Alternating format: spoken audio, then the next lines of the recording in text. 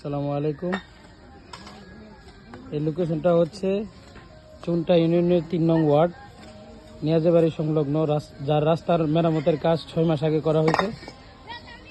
রাস্তা মেরামতের কাজ হয়ে গেছিল এবং এই ড্রেনটা যা ২ বছর আগে করা হয়েছে।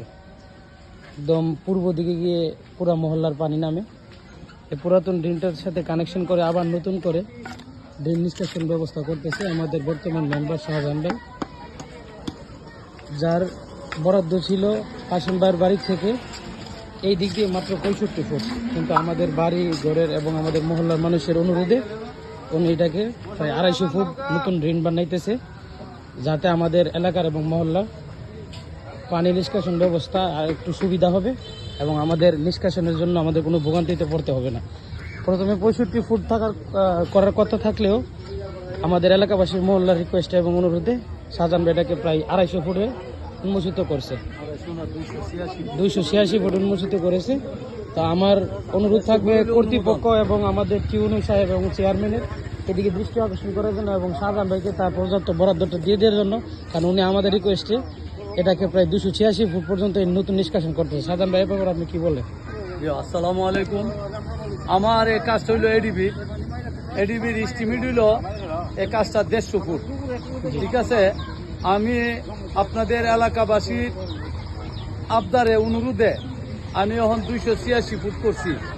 প্রায় ২৮৬ ফুট যদি আমি করে থাকি, ২৮৬ ফুট হইল টোটাল করতেছি ১৫০ ফুট অনুমোদন, আনুমানিক ২৮৬ মাইনাস ১৫০, প্রায় আরো ১৩৬ ফুট বেশি করতেছি।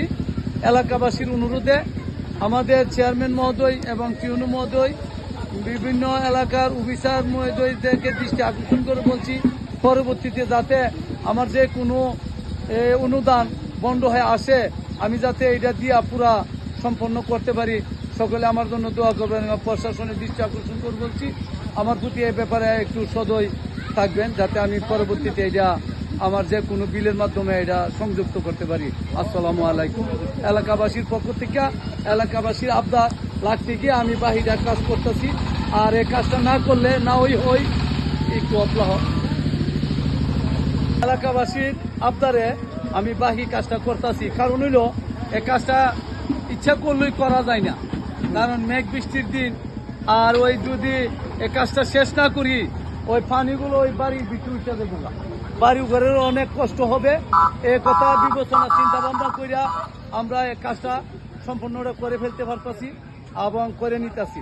ঠিক আছে, সকলেই দোয়া করবেন যাতে আরো বাকি যে কটা দিন আছে কয়েকদিন আরো কাজ উন্নতির দিকে করতে পারি।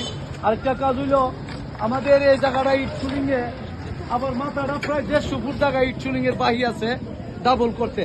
ওই জায়গাটা যদি আবার ডাবল করে দেই তাহলে আমাদের এই দেওবাড়িয়া তারাহলা পর্যন্ত আর কোনো এই রাস্তার কোনো সমস্যা হবে না, যাতায়াতের কোনো সমস্যা হবে না।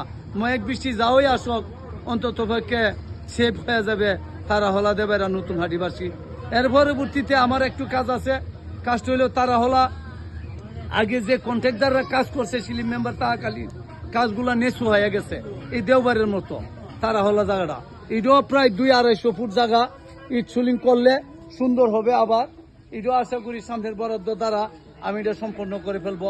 এরপরে কিছু কাজ নতুন নারীর দিকে উদ্দেশ্যে তারাহলা হইতে আরেকটা বরাদ্দ আমার দেওয়া আছে, কাজলের দোকান হইতে আশা করি ইসুবালির বাড়ি পর্যন্ত এবছর সম্পন্ন করার নিয়ত রাখি। বাহিরে আল্লাহর ইচ্ছা যদি আল্লাহ কোনো বিপদ আপদ না হয় আমি এই কাজগুলা এবছরের ভিতরে সমাপ্ত করতে পারুন।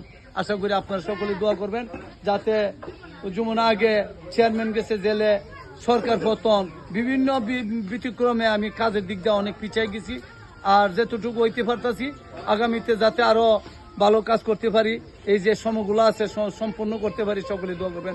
আসসালামু আলাইকুম।